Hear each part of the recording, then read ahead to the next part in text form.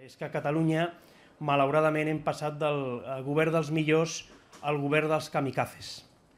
Aquí ja el criteri de selecció dels membres del govern no és ni la capacitació personal ni l'adequació del seu currículum a la responsabilitat que han d'assumir. Aquí l'únic requisit que es demana és que tinguin una determinació absoluta per la immolació política.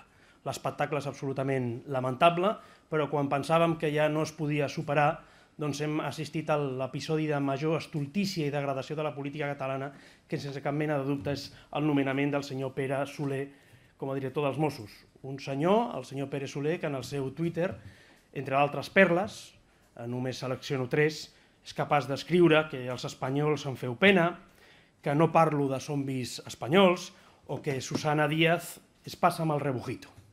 En definitiva, una barreja d'hispanofòbia, de supremacisme, de masclisme i de menysteniment de l'oposició democràtica absolutament inacceptable. Tan inacceptable que el senyor Soler està inhabilitat en origen. Aquest senyor no pot prendre possessió del seu càrrec perquè és una indignitat per la política catalana que ho pugui fer. Per tant, exigim que no prengui possessió del seu càrrec. Molt ens temem que no seguirà aquest camí i que en prendrà. I probablement el primer que podria fer, si finalment pren possessió, seria investigar-se a si mateix per delictes d'incitació a l'odi.